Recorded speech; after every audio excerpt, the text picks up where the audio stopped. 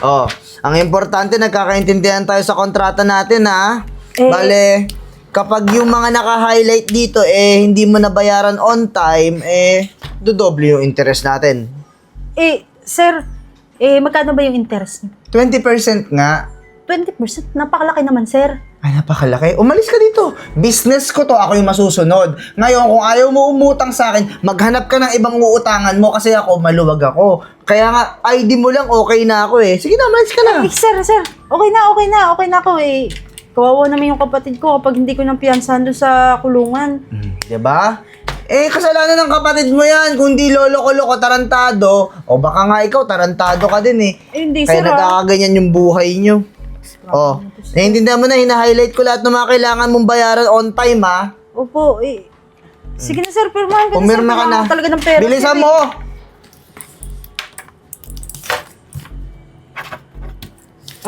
Cheque. Sir, maraming salamat, sir, ah. Sige na, amalis ka na. Next! Ayun! Nagpakita rin sa wakas, Aling Gina. Ang kapal na mukha mo, di ka sumasagot ng tawag at text ko. Ano? Ba't ngayon nagpakita ka? Sir, pasensya na po, sir. Nasa ospital po kasi kami ng mister ko. Nakakumpine po siya. Kita mo na, minalas-malas ka. Kasi uutang-utang ka, di ka makapagbayad sa akin ngayon. O ngayon, sasabihin mo sa akin, Mister ko, sir, nasa ospital. Deserve niya yon. Grabe na kami yung kayo, sir. Makikiusap nga lang po ako sa inyo kasi hindi po ako makakahulog ngayon po ito. Ayan na naman tayo. Ano? Ulitin mo, di ka makaka? Hindi po ako makakahulog ngayong buwan na to. Naku po. Sobrang sumasakit na yung ulo ko sa'yo, matanda ka, ha? Ngayon, saan ba yung kontrata mo? Ito yung kontrata mo. Nakalagay dito na kapag hindi ka nakabayad ngayong buwan, pwede kong mahatak yung tricycle, pedicab, laptop, at saka, yun, ref. Sir, nakikiusap po ako sa inyo. Kasi po, hindi po ako nakakatinta kasi ngayon eh. Anong gagawin ko? Dahil nasa ospital yung asawa mo? Opo, sa isang buwan po, magbabayad po ako. Hindi ko na problema yon. Ang kailangan ko, yung bayad mo sa utang ko. Ngayon, kung hindi ka makakabayad ngayon, ang sabi mo, hindi ka makakahulog ngayon? Opo, ngayong buwang po hindi. Pero sa isang buwan, sir, maghuhulog na ako. Okay, sa isang buwan. Sige, mabait ako. Sa isang buwan ka maghuhulog, pero sa susunod na buwan, ang interest mo ay triple, 60%. Sir, maawa ka naman. Iyan nga po 20%, di ko kaya eh. Pag nag-60% po, lalo po ako malulubog. Hindi ko po kaya. Hindi mo kaya. Wala akong pakialam sa'yo. Pirmahan mo yan o hahatakin ko lahat ng mga sinabi ko kanina. Sir, huwag naman ganun. Kasi nagbabayad naman po kami. Kaya lang na ganun. May emergency lang po. Sir, maawa ka naman. Wala lang talaga akong malapitan eh. Wala akong pakialam. Paulit-ulit na lang tayo, ha? Penalty mo yon. Ngayon, pirmahan mo na yan o hahatakin ko lahat ng mga sinabi ko kanina. Uulitin ko pa ba yung sarili ko? Hindi ko alam gagawin ko, sir eh. Kasi baka pag pinirmahan ko yan, hindi ko nga po kayang bayadan eh. Ay, alam ko na.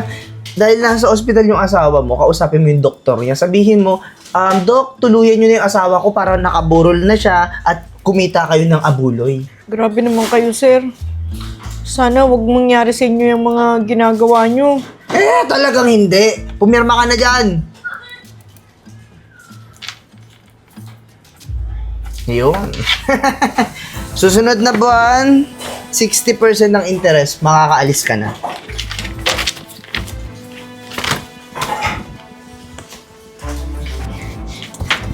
Sir, nandito ka na pala, sir.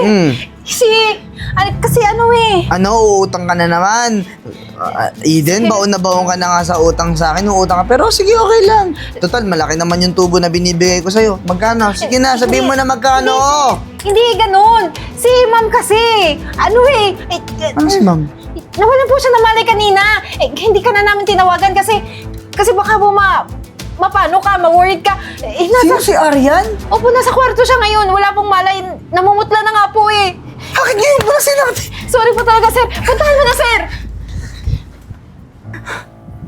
Arian, bakit nangyari sa'yo to? Ano? Dok. Magandang gabi ho, Mr. Layo. Dok, anong lagay ng asawa ko? Sabihin mo! Nalulungkot ko pong ibalita pero Ano, Dok? Sabihin mo! Anong lagay ng asawa ko? stage 4 na po yung cancer ni Mrs. Layo. Stage 4? Stage 4? Dok, di ba pag stage 4, critical stage na yon? Oho. May advice ko na lang po is sulitin niyo po yung natitirang oras ni Miss Arian dito sa mundo. Meron na lang ho kayong 7 buwan para makasama yung misis niyo. Hindi totoo yan. Hindi totoo yan, Dok. Gawin mo lahat, Dok. Kunin mo lahat ng pera ko. Lahat walang silbi sa akin yung pera ko kung wala yung asawa ko. Dok, tulungan mo ako. Pasensya na po, sir. Mauna na po ako.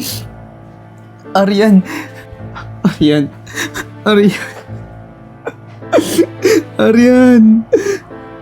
Siguro kasalanan ko lahat to kasi ang lakas-lakas ko magtubo sa mga tao. Pero yung pera na tinutubo ko ngayon, wala nang silbi yun dahil may sakit ka na. Kung mawawala ka sa akin, wala rin talaga yung pera na nalikom ko. Arian. Siguro sa mga natitirang araw mo, kailangan gawin ko yung tama. Kailangan ibalik ko yung mga pera na sobra-sobra kong siningil sa mga taong umutang sa akin. Arian.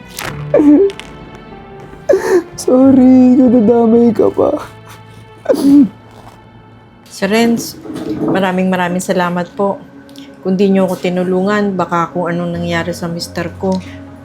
Lang ano man po yun, Ma'am Gina. Tsaka masaya ako na gumaling po yung asawa niyo. At saka po tong karinderya ko, hindi ko akalain na palakihin nyo ng ganito. Ang ganda-ganda. maraming salamat po talaga, sir. Ako naman, bumabawi lang ako sa mga ginawa kong pang-aabuso noon sa inyo kasi bago nawala yung asawa kong si Arian, bago siya namatay, mga binili niya sa akin na magpakabuti ako bilang isang tao.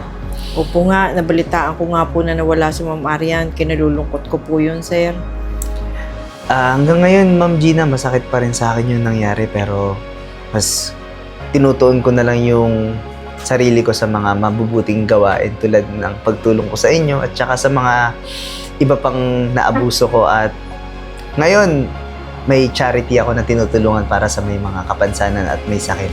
Nakakatawa pong balita mong yan, sir, kasi bihira sa tao yung magsisi agad at bumawi sa kapwa niya sa mga nagawa niyang kasalanan. Hindi po kagaya nyo na nalaman nyo agad yung mga pagkakamali nyo kaya nakabawi agad kayo. Siya paano, Ma'am Gina? Madami pa akong kailangang asikasuhin tapos kayo, masaya na kayo dito sa restaurant, Sobrang saya ko, sir. Sir, pagka naman may time kayo, dumaan pasyal kayo dito. Sige po. Sige po. Salamat po. Ingat po kayo lagi. Okay.